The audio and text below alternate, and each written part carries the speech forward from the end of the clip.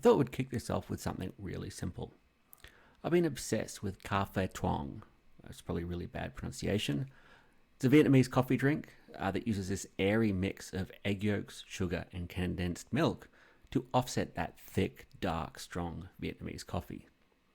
The story goes that there were dairy shortages in Vietnam post-war and egg yolks were used as a replacement.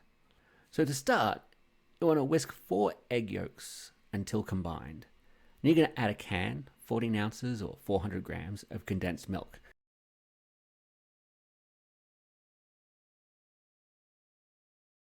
And then you're going to whisk vigorously until creamy and frothy.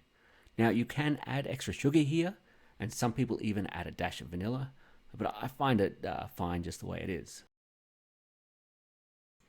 Now really, I should have used an electric mixer here. I'm not sure what I was thinking doing it by hand, but you'll be much better off served using an electric mixer.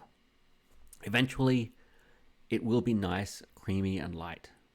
And that's it. So set it aside, and now we've got to make coffee. Ideally, you'd make a good traditional Vietnamese style pour-over coffee using something like Café du Monde. But I have an espresso machine, therefore I'm using 2 long shots of espresso.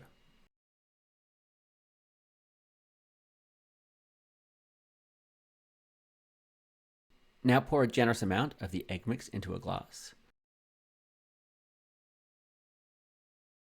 And then pour the hot coffee over the top. The coffee, being heavier than the egg mix, should settle at the bottom of the glass after a minute or so.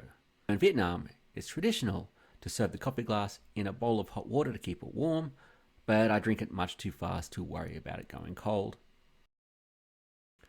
And that's it.